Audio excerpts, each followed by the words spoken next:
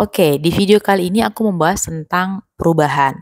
Nah, analogi perubahan yang paling dekat itu adalah seperti aliran air. Perubahan yang paling baik itu adalah perubahan yang dilakukan secara sedikit demi sedikit, konsisten, dan itu berkelanjutan. Sedangkan ketika kalian mengabaikan yang namanya waktu di dalam perubahan, misalnya kalian ingin melakukan perubahan yang cepat dalam waktu yang singkat. Biasanya perubahan yang dilakukan seperti ini itu tidaklah bertahan dengan lama. Ini aku kasih contoh analogi perubahan, misalnya ingin menurunkan berat badan. Sebenarnya banyak perubahan-perubahan yang bisa kita lakukan. Salah satu contohnya adalah perubahan dari segi mental. Kenapa aku contohkan dari segi penurunan berat badan? Karena itu adalah yang bisa dilihat secara zohir gitu ya. Sebenarnya banyak lagi hal-hal yang bisa kita rubah. Misalnya contohnya kayak kita belajar. Belajar itu kan juga sebenarnya adalah perubahan. Perubahan karena kita mengcompounding ilmu atau apa yang masuk ke dalam pikiran kita, menambah kapasitasnya menjadi lebih banyak. Kita balik lagi tentang yang tadi menurunkan berat badan. Sebenarnya ketika kita misalnya ngomongin tentang menurunkan berat badan itu, yang kita harus lawan di situ adalah kebiasaan. Kebiasaan atau habit.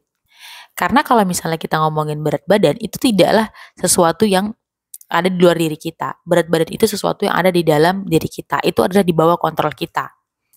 Kenapa di bawah kontrol kita? Karena itu berkaitan dengan pikiran kita. Misalnya contohnya kayak cara kita makan, kemudian aktivitas kita, dan hal-hal atau faktor-faktor yang mempengaruhi lainnya. Tapi kan ada orang yang bilang, Kak, tapi aku tuh gemuknya keturunan.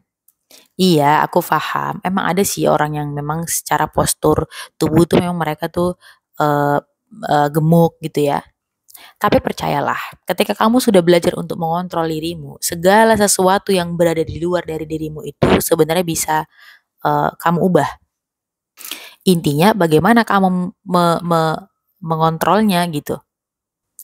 Aku yakin kok, misalnya contoh simpelnya begini, ketika kamu, misalnya katakanlah kamu terlahir dari keluarga dengan DNA yang gemuk atau gendut, dan postur tubuh yang besar.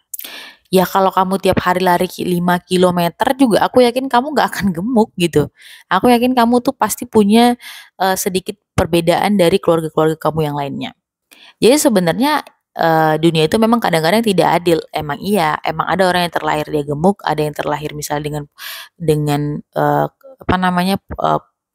dari keluarga yang posturnya ideal. Tapi kan ya kita nggak juga mesti harus jadi orang bego yang kemudian bertahan dan bersembunyi di balik pembelaan yang